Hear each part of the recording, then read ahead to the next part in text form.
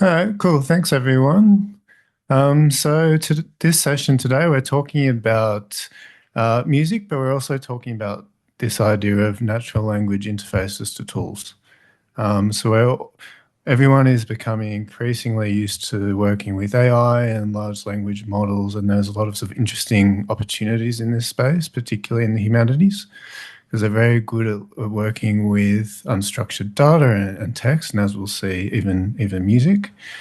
But it's really important that we have a sense of how they work, and also how we can help them to do work that's reproducible, reliable, all of these things that we don't typically associate with large language models that are prone to hallucinations and other sort of erratic and unreliable behavior, in much the same way that people can be. Cool. So this is the structure of the session. We'll try to move through things fairly quickly just to make sure we have time for the project work afterwards. But basically, there are two sort of core parts.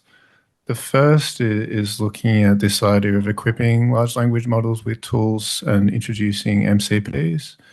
Then we'll have a sort of a brief activity to look at these separately. And in the second part, we'll start to look at how this can be applied to music. And even if you're not a musician, or any musicians here, anyone who in the room can read music? Yeah. So we have one. The important thing, though, is that these tools and techniques can be applied to any domain once you have a sense of how they work. No doubt over the past week or two, you've learnt all different types of Python tools and packages and R and other things along those lines, whether that's for natural language processing or web scraping or whatever else. All of these tools we can connect to, we can interact with through AI natural language interfaces using MCPs. Cool. So first thing is, does anyone have a sense of why we might want to equip large language models with tools? How does it help us? How does it sort of compare to just asking the AI to do something directly? Yeah. You have to know in advance exactly what it is that you need and want to do, rather than allowing the model to make those changes based on the context in which it's existing. Yeah. Okay. Can you give it a specific example? If I want a particular piece of information that's not available in our data set that I'm already handing to the model, I could give it a tool to go and do an additional search in another location. Yeah. And it could increase its knowledge base that way. Yeah, cool. And that's a really interesting point, because I understand recently you had a session on RAG. I do actually have a slide comparing RAG to MCPs and tools. But you can think of RAG as just another example of a tool that you're handing a model. That's probably the most common thing that people use in terms of tools, because it sort of addresses this issue of hallucination and providing data to models that's potentially ideally more reliable. But it's one of many different types of tools that we can equip. Okay, there are a few other things here. It helps, equipping LLMs with tools helps to make things more transparent, because you can see exactly what's being used. It makes it reproducible, because the underlying code that runs in most instances, it could be another LLM, but in most instances you're calling a tool that's deterministic in its output. So if every time you call the same tool with the same inputs, if it's like a SQL query or a Python function or whatever else, then it'll give the same output. The question then is, does the LLM, in sort of wrapping that response, give the same thing? But you can actually see the raw data that comes back when you're using these tools. And it sort of ties in with JSON, which we sort of slide on before. And a sort of key and increasingly important aspect of this is just democratizing access to tools. I see most people here sort of have some background in coding, but more broadly across the humanities, especially people working with music or creative arts or other areas like that. It's not always the case that people have the technical skills to be able to work with like a Python package or something else. So by putting a chat interface in front of some of these tools, we can broaden access to allow other people to work with them more effectively. Another important aspect to this is that increasingly a lot of the systems that we interact with online, they might be, a lot of them are AI driven, but often you're not dealing with just one AI model, you're actually dealing with a whole system. And this can, again, make things more reliable because you can have additional checks and balances. You might have tools or models or processes that are better at one particular task. But when you have these complex interactions, it's important that you have a reliable way for AI models to talk to each other, but also to talk to the outside world, whether that be databases or programming languages or whatever else. So you can see this is just an example. I don't know if anyone here has heard of LangChain. It's a Python framework for building things with large language models. But there's all different types and paradigms of the way you can connect together different models and tools and whatever else. So you can see there are particular sequences that people might adapt, and these can be useful for different kinds of research tasks or working with particular types of data or whatever else. These are fairly simple examples, but you can imagine this could be quite a complex sequence of tasks that you want. So it's very important that at every step you have a reliable way of sort of moving between the particular stages. So we've started to talk about tools. Tools have been around almost since the very beginning with large language models. People very quickly realized that the early versions of ChatGPT would be prone to make stuff up. They'd be sort of unreliable in its outputs and so on. So tool makers in this space, people sort of building things with AI under the hood, they quickly realize, okay, well, if we've got something, if we're doing like math, for instance, this is a simple example. Oftentimes we're much better just having functions that do that thing reliably than asking the LLM to do calculations and so on, which, to be fair, they've actually improved at. But they're much more likely to correctly identify a math tool and provide the right arguments than to do that math directly, especially if it's something quite complex. So I think these particular examples here, I think modern LLMs would probably manage okay. They can sort of write the code themselves. But as things get more complex, it's important that we have a sort of reliable way to define and reproduce these things. And you can see in this instance, the tools themselves are just Python functions with a special decorator. So these have been around for a long time, but the problem is that every software platform had different ways of describing these tools. So that's where this idea of the model context protocol came in. It was developed by Anthropic, but it's an open protocol, an open standard that's been broadly adopted by the industry. And basically it gives a universal way of, if you're developing a tool, gives a universal way of describing that tool so that other people can connect to it from their chat interface. And this was a big deal because suddenly, instead of having to design bespoke integrations for all different APIs and platforms and packages and everything else, this could be done once in an open way, and then people could come with their own chat interface and sort of very easily connect it to a given ecosystem. So the MCP standard, it comprises several different things, and it's actually growing over time. So we've got tools, which we've started to talk about. We've got resources, which might be things like data. Maybe you have like a reference data set that you want to make readily available to particular people. Maybe this is something that ties in with RAG systems. It could be. And you can also have prompts which sort of help to scaffold the perhaps more advanced queries that people might ask using the MCP. All of these things are aimed at making interactions using large language models much more reproducible. Increasingly now, there's a new part of the protocol called apps, somewhat confusingly.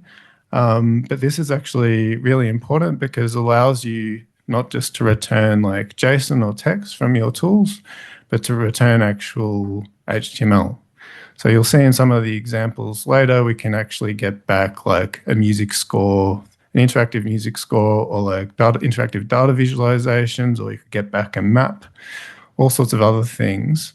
Often in commercial context, you'll see people using this for like shopping. You go to Claude or ChatGPT, you ask, I know, where are good restaurants or whatever else. It doesn't just tell you in text. It'll actually have a tool that it'll call and it'll show you like some little photos or a little map or some other sort of interactive widget. So that's fine for those commercial contexts, but it's actually incredibly useful in research contexts as well.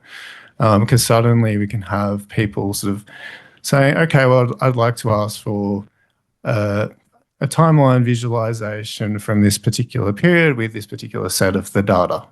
And then there's a predefined way to generate that visualization, and it's potentially much more intuitive and natural than people sort of clicking around in dashboards or other things where you have to sort of know where to look and what to do. One important thing to know about MCPs is that there's two sort of broad ways of running them. You can actually run them locally in many cases. So this could be inside a Docker container, or it could just be with Python. So a lot of chat applications have a way where you can configure a little bit of JSON, and the JSON just says, if you want to use this MCP, these are the instructions for starting it. So you can see here in this example, there's like a node Airbnb MCP server. So if I want to like ask about want to plan my holiday using Claude or something, then I could connect up to this. And all the configuration does is sort of give instructions on how to start this thing locally. And this could be with Node.js if it's a JavaScript thing. It could be with Python. Often these things are using like Docker and containers. So that requires a little bit of local configuration. But you can actually, if you're developing one of these things yourselves, or if you're using those that others have developed, you can also deploy them. So have this online in the cloud somewhere, and that gives you just a URL that then you can share with people and they can plug it into their application.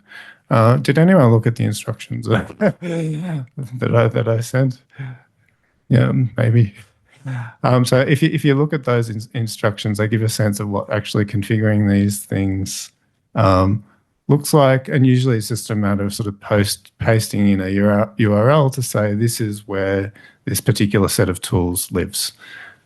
Sometimes this will be behind a password. There's all sorts of cases where you might need some sort of like authentication or some sort of login for these things. But oftentimes, depending on what they are, they may just be completely open. And there are all different clients, if you like, that can be used for interacting with these kinds of tools. A client, if you like, is just the chat application. So it could be Claude Desktop, it could be ChatGPT, it could be LM Studio, it could be a coding agent like Claude Code or Open Code. It could even be your Python notebook. There's nothing to stop you from calling MCP tools from a Jupyter notebook or some other context if they're available, although you won't have the same sort of interactive experience, I guess, if you're sort of running this in a Jupyter.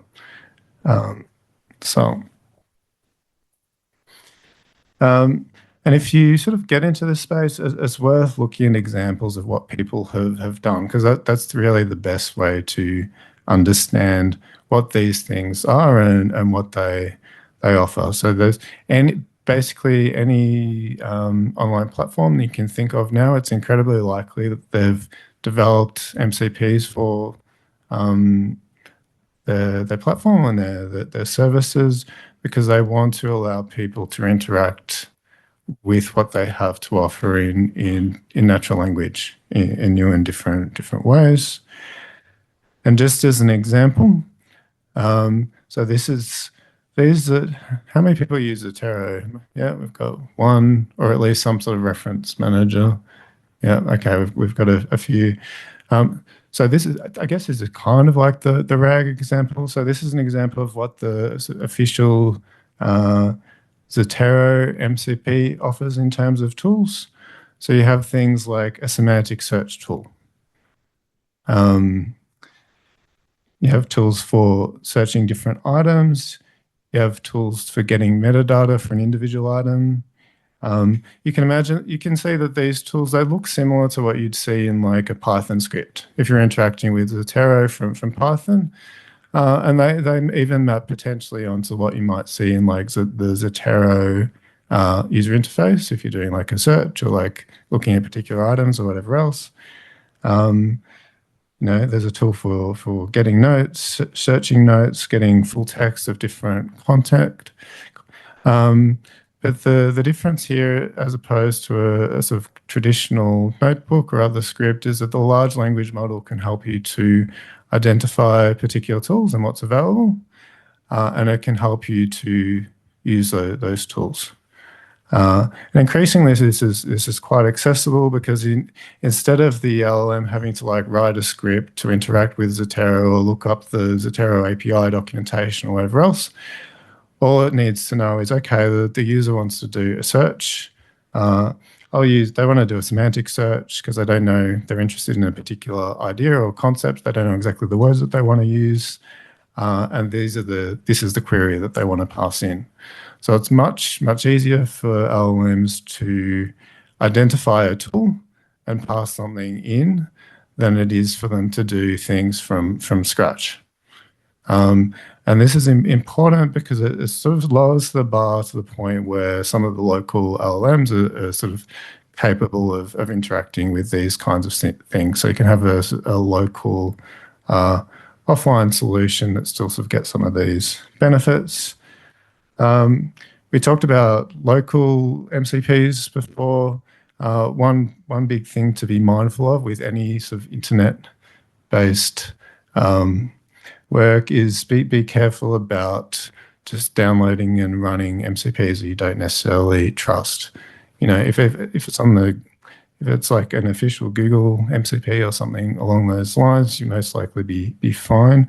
But be careful about sort of downloading random things from different sites, because these tools, they will ask for permission before doing anything. But some of them are quite powerful, like they can potentially interact with files on your computer. So you need to be careful where you're running them and how. Cool. And we sort of spoke before about comparisons to RAG and what that looks like. MCPs are not as an alternative to RAG. It's a way that RAG can be implemented as a tool. So that's not something that's sort of competing. It's really a standard that can help that be done in a better way rather than sort of an ad hoc way. And just as a taster, we'll sort of get to the music stuff fairly shortly. This is an example of what an MCP music tool looks like. So here we've got a Python function. We want to get some harmonic intervals for a particular snippet of music. You can see the tool itself, in terms of its input, is very simple. All it needs is a file name.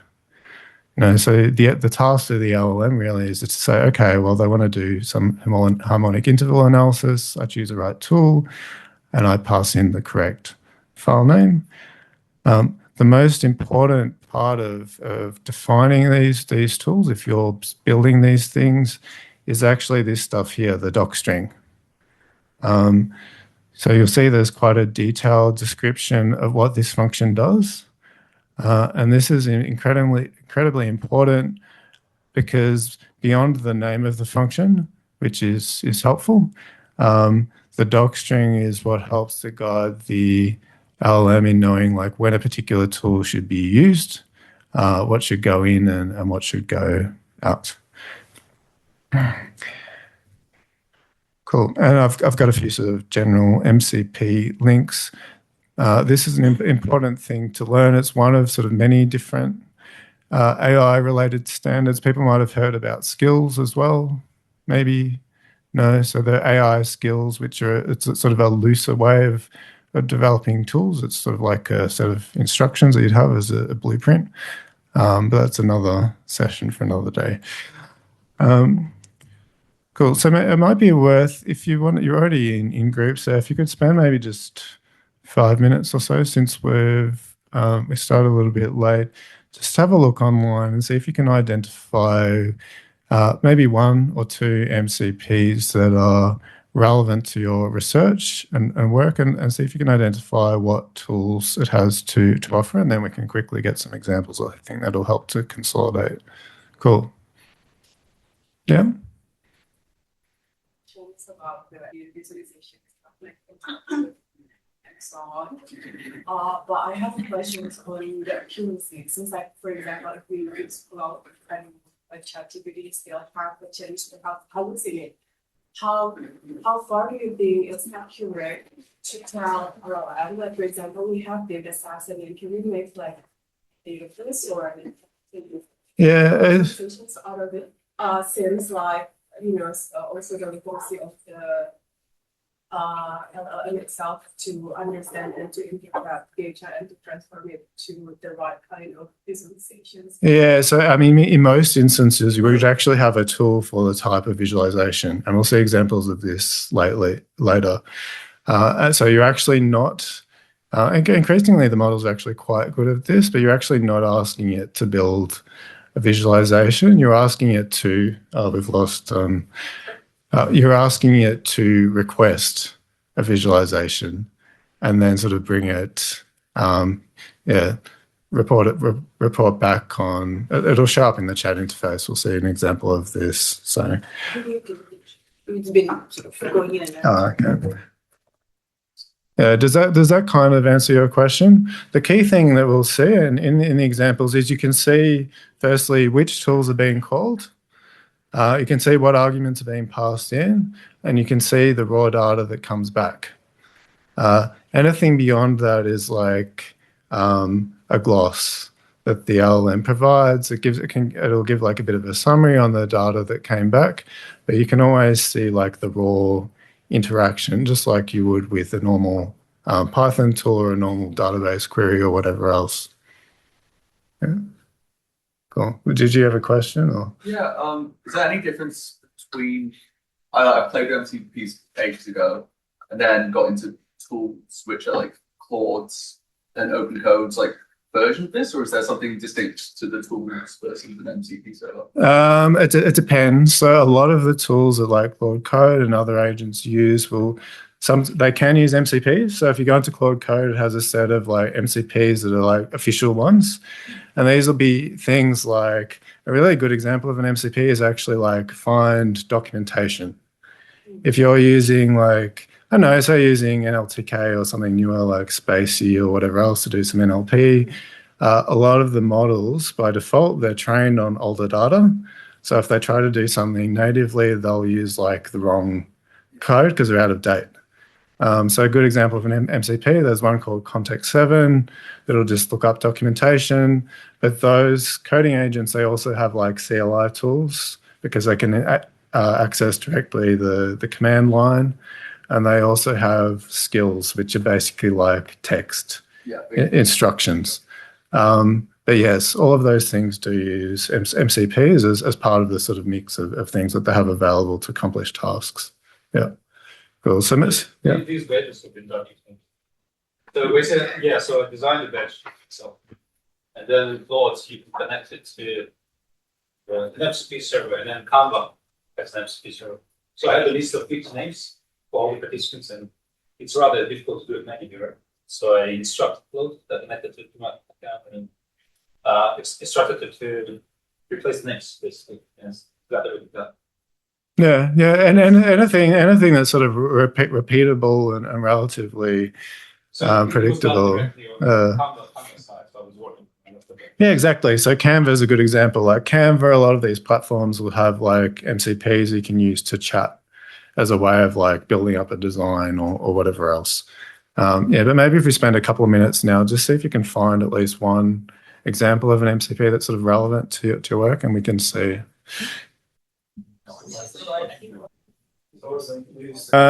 Cool. That's probably enough to start with. Did anyone find an MCP? Yep. What did you find? Ethics. Yep.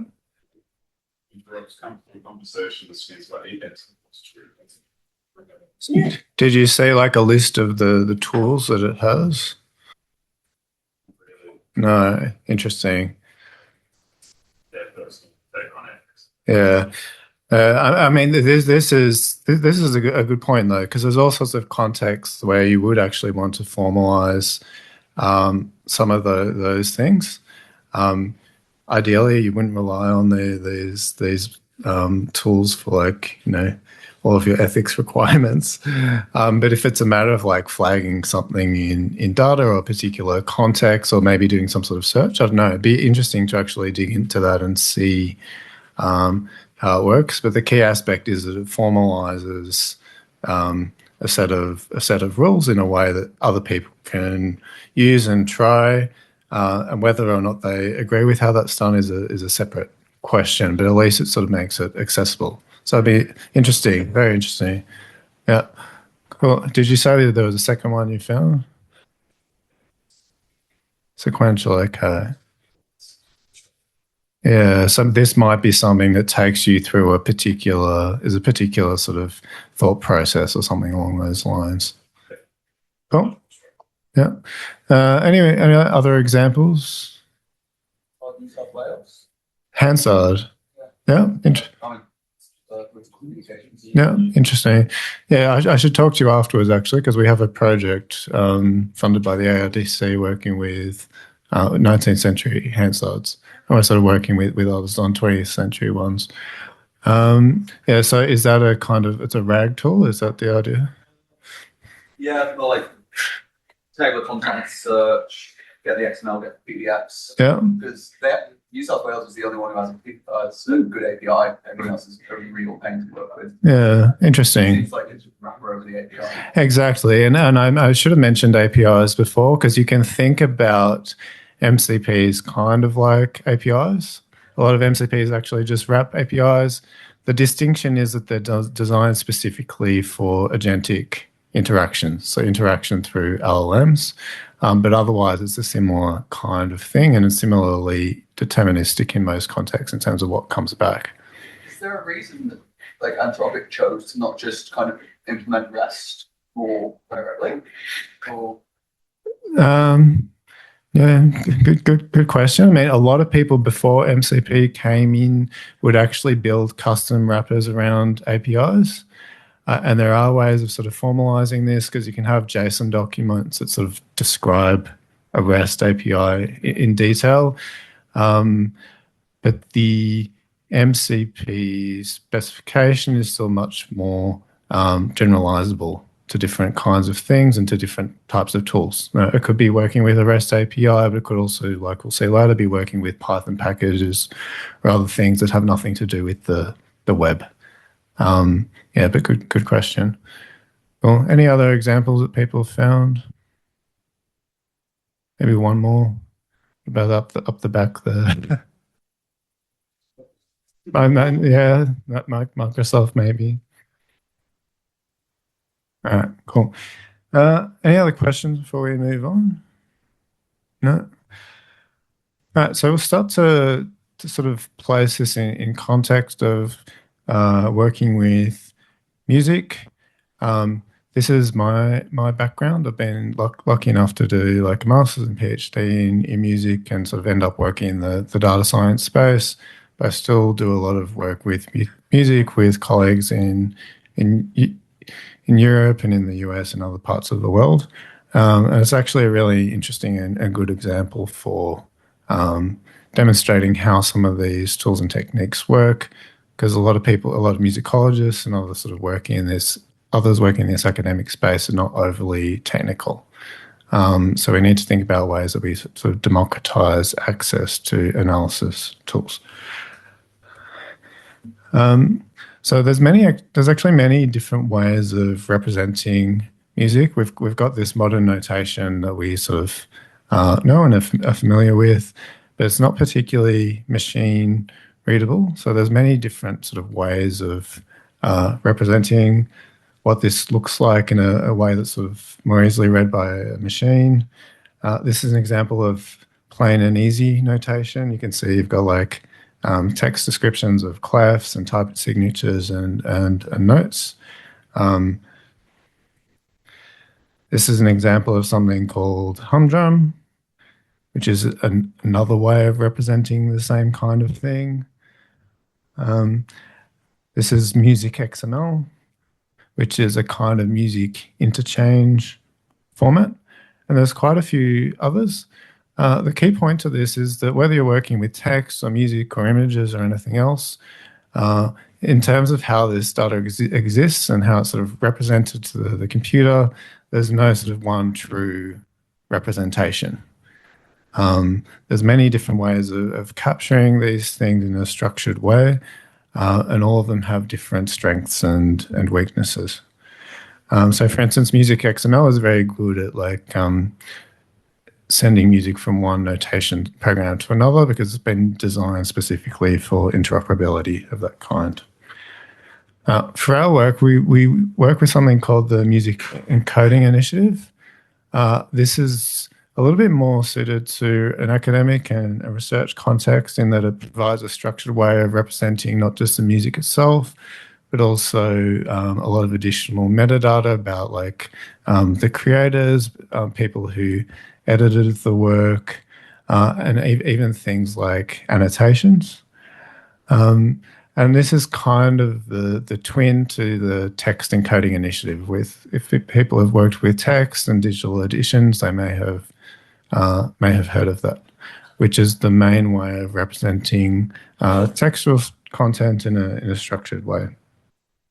So these kinds of encodings are very important because if you have just like a PDF or an audio file or whatever else, it's very difficult to get musical data out of that.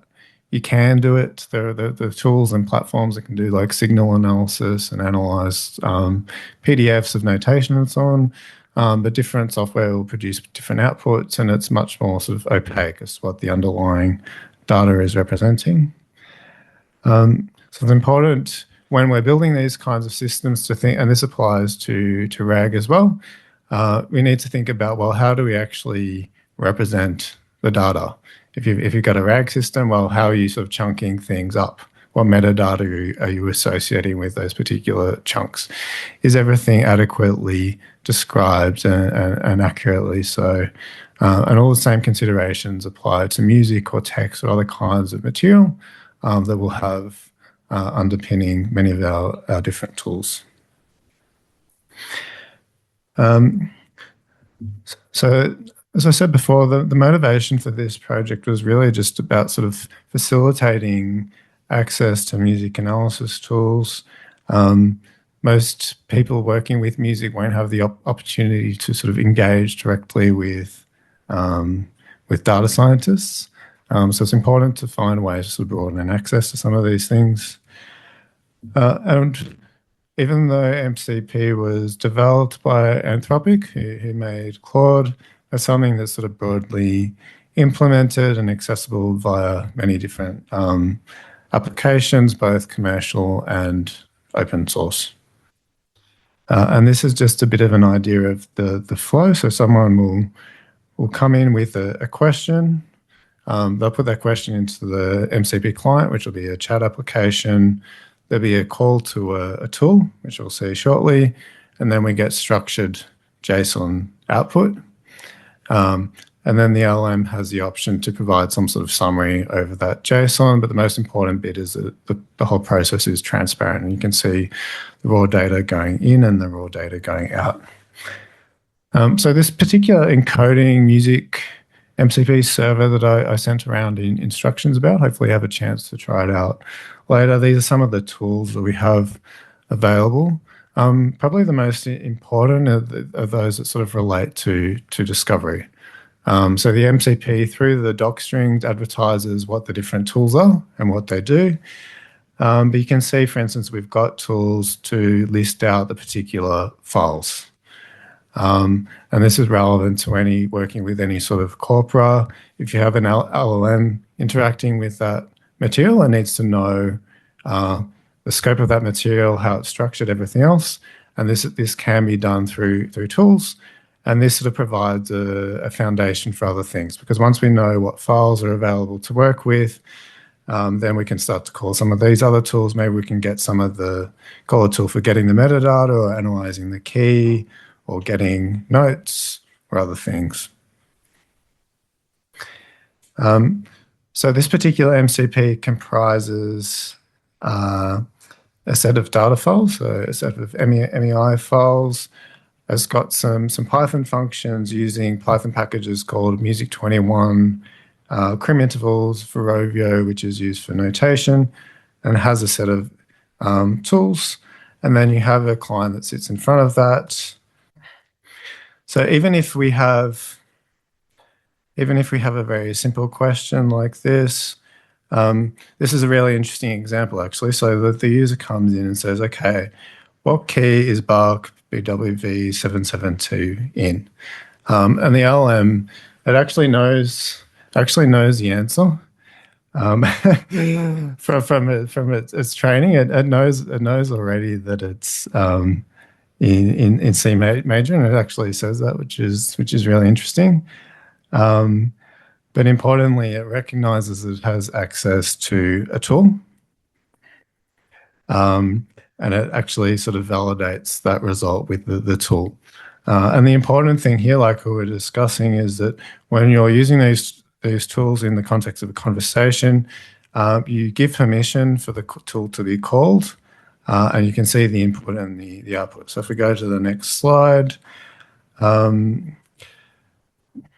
so you can see here, we're calling the analyze key tool, and it's being passed a file name. So the LLM was correctly able to identify that this is what the tool sort of requires. It passes that, you approve use of this particular tool, and then you can see the response that comes back is a snippet of JSON. In this case, we have key name, C major, confidence factor 0.94.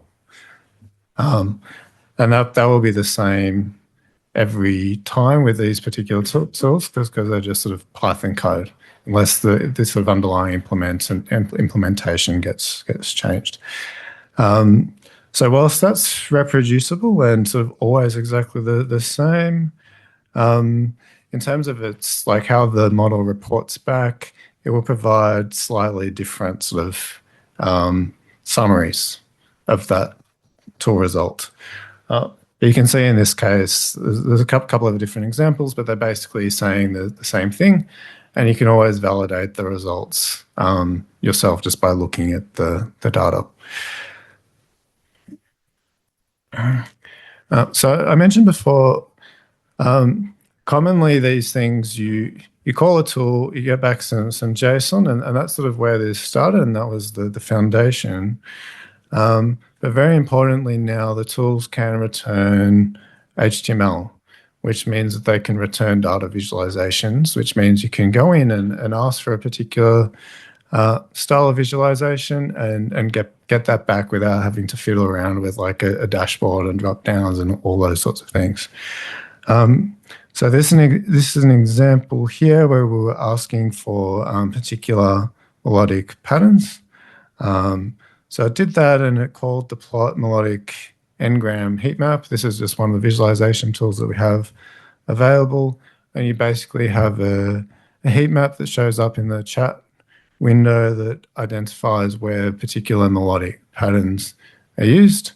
And this is really cool because then you could use that as a basis to sort of follow up and to go, okay, well, I'm interested in this like particular sequence of notes. In the music analysis context, we often use like numbers to represent movement up and down in pitch. So we've got things here like this will be going down 2 steps, and then up 3 steps, and then down 2 steps, and then up 3 steps, that sort of thing. So we translate the relationships into the music into something that we can represent numerically, which just makes it easier to identify particular sequences of patterns or imitation or whatever else. Because often we're interested in relative patterns rather than like exact pitches.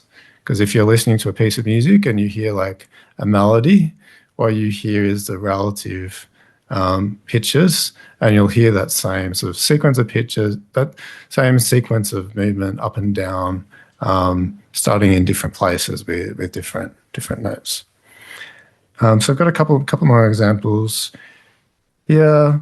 Yeah, so another example would be showing like the pitch range of particular pieces of music.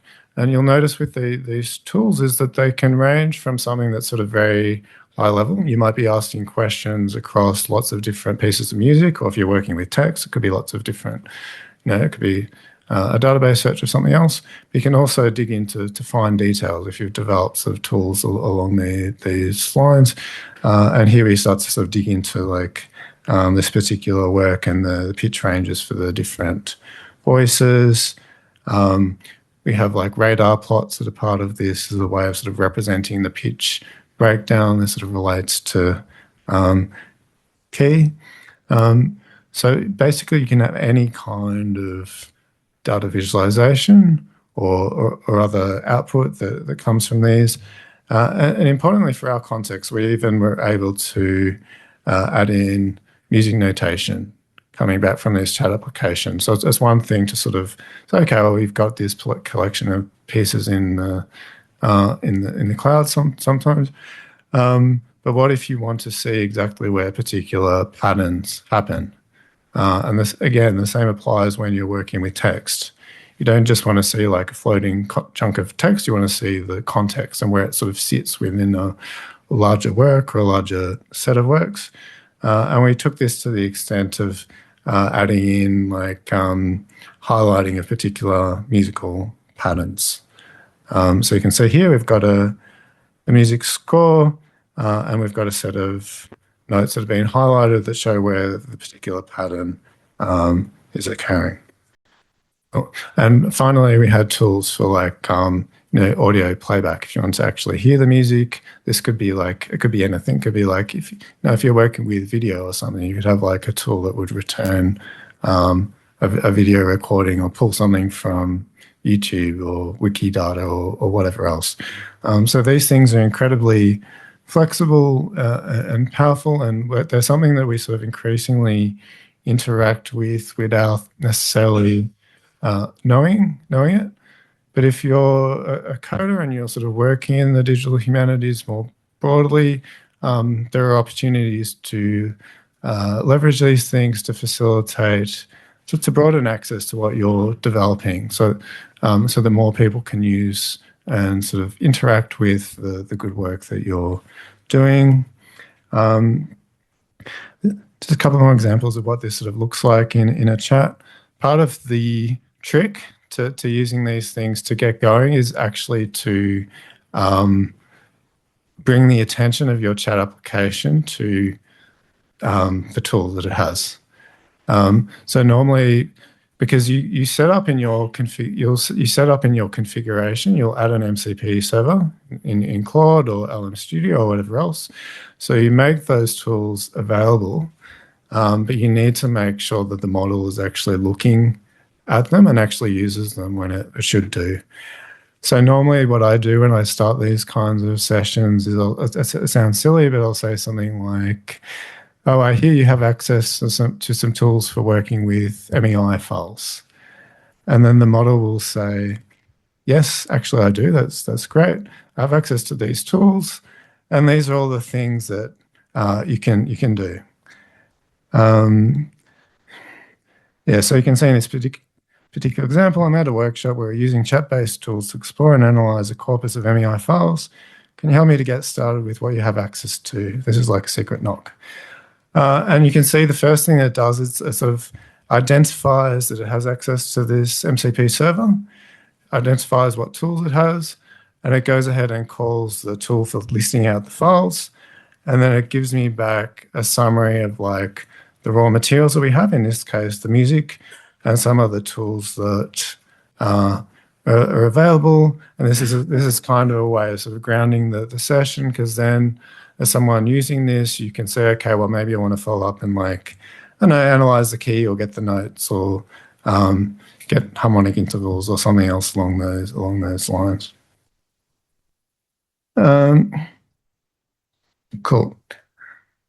And you can also, if you're working with these things, if you're not sure about what a tool does or how it works, you can just ask for more information, kind of the way you might use like a help function in a Python script.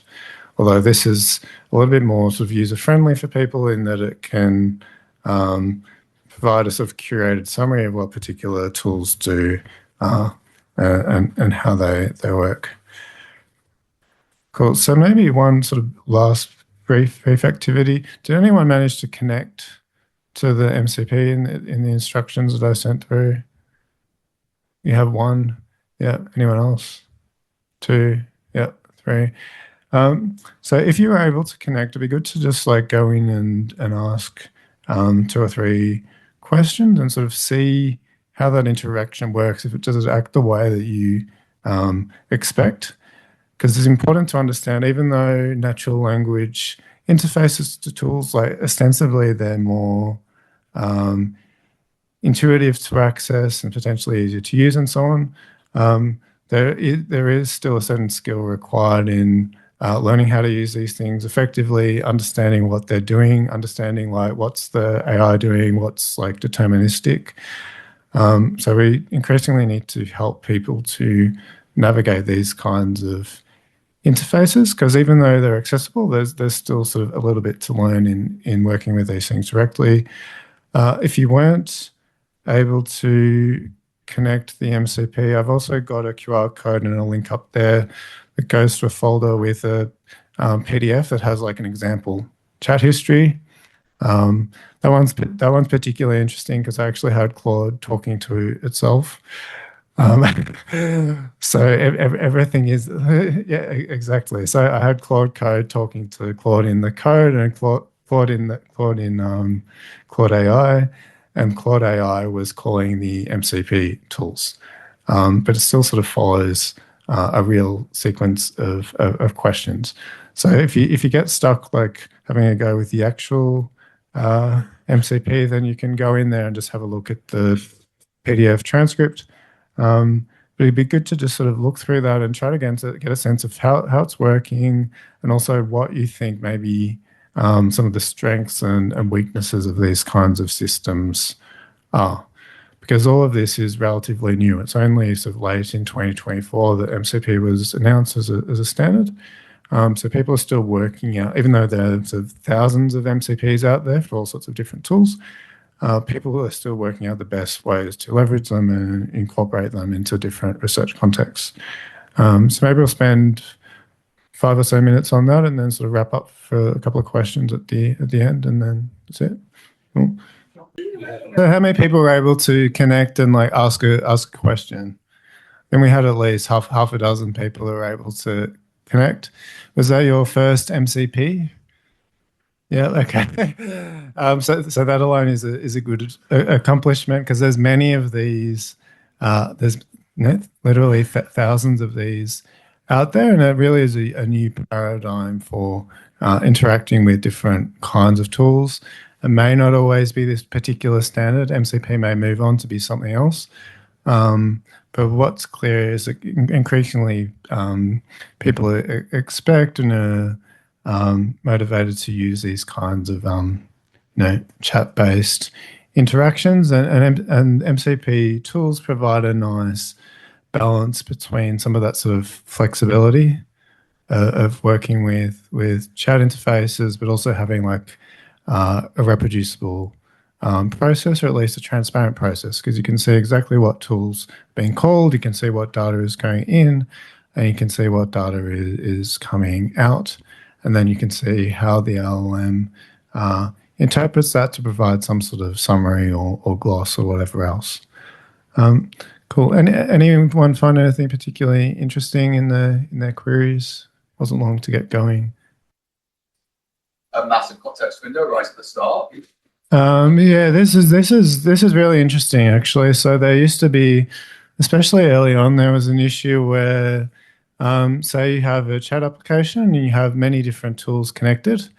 The way that the applications used to work is that they would like load up all the tool definitions in advance.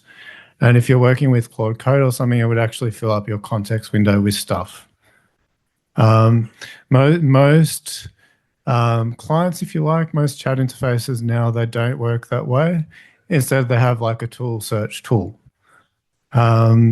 which is a sort of better way of doing it. But you do still need to be mindful of like context, and especially if you end up like developing one of these things for other people to use, you want to be mindful of, well, like, if do you return large amounts of raw data back, or do you develop tools that provide some sort of aggregate so that the response that comes back is relatively lean, which will be faster and less token hungry, if you like. Yeah, imagining things like the HTML outputs that is still getting read into the context window, or other kind of way. So the way the HTML outputs work is that you have a template. That template does come back, but it ends up sort of inserting placeholders into the HTML to sort of populate the sort of key aspects and the raw data. So that is a consideration, but it's less of a constraint that it used to be. And likewise, initially there was a sort of cost barrier to this because only the commercial models were effective at calling tools and working with these things. But increasingly, some of the local models are quite good at doing this now. Like the newest generation of Gemma models are quite effective at this. Sometimes you may just need to be a little bit more direct. You might say, instead of sort of asking a very vague question, you might say, can you please use this tool with this piece? Something a little bit more specific, so there's less work for the LLM to do in terms of like joining the dots and sort of having elaborate thinking in between to work out exactly what it is that you want to ask and what you want to get back. Cool. Yeah. Would you recommend Anthropic's course on MCPs? I do rate Anthropic's courses quite highly in general. I sort of alluded it in the last session to their AI fluency material, which wasn't developed by Anthropic, it was developed by a couple of different universities. And yes, their MCP courses are good too as well. They explain using MCPs, but they're targeted also at people that would want to develop these. And I think for this kind of group, it's sort of a little bit more technical and doing sort of coding in this space. It is something to aspire to as a way of sharing material. And increasingly in our work at platforms, we're sort of looking at these kinds of solutions to disseminate access to data or research materials or visualizations or whatever else. Firstly, because it can be easier to develop up front than building a whole dashboard or something along those lines and a user interface. Secondly, because you can still have some of those interactive visual elements come back as like maps or audio or whatever else. And thirdly, just because it's an easier and more flexible way for many people. If we're working with less technical researchers, it's a easy way for them to access the material and start to ask questions over their data. Cool. Any other questions? Yeah. Yeah, just found a more like a observation. A quick question, comment, yeah. That's good, easy. So depending on also on the type of your file, so PDFs consume a lot more tokens. So before, for example, before analyzing something that's PDF, I usually tend to convert it into text. In this way, it saves a lot of tokens because otherwise, think by itself, if you use Claude, for example, it would process it differently and also not as efficiently. At least that's been my experience. Yeah, I mean that's sort of an interesting point. That's if that was something you were developing yourself, so you had like a set of tools, you're connecting to your chat model. It could be a case where you actually run a local MCP, because there are plenty of like Python packages and so on that can work with PDF files and get the text and so on. So easy, but Yeah. And then I hand it over to the model. In this way, it saves me a lot of tokens. Yeah, but definitely thinking about like context is very important, because it provides the right data to the model to provide like a good response, or to construct the right query and to sort of ground its responses. And also, if you have too much sort of unrelated context in a particular chat session, let's say, then quality can degrade, because there's all sorts of additional information in there that's not necessarily related to the question that you're asking at a given time. Cool. Any other questions? No. So there's lots of materials about MCPs now. It's definitely a very worthwhile thing to learn, if only because it means that you'll be a little bit more comfortable sort of interacting with those that others have developed. Yeah, because these are definitely out there in the world, and it's really important to have a sense of what they are and how they work. Cool. Thank you. Oh yeah, one more question. Yeah. Mine just finished like yes, just finished. Yeah, I mean, yeah. So we had an example. So your example, you sort of asked a question where, to answer the question, it actually we didn't have like a built-in tool for that thing. So Claude actually did a whole bunch of different tools. It called many different tools under the hood and kind of stitched together the result. Really, it depends. It's up to you. This sort of relates to the question of these things may be intuitive, but there's still a certain skill to knowing. Just like with a Python script, you've got to know with which functions and methods to use. There's still a certain skill to understanding. Okay, well, I've got this particular set of questions. I've got this particular set of tools available to address those questions and certain data. What's the best way to break that down? And in many instances, it could actually be sort of taking smaller steps rather than asking for a sort of larger, more abstract question. Yeah. I couldn't decide, yeah. Eventually, like the graph looks really nice, but I mean. Yeah, it took a bit of thinking to get the.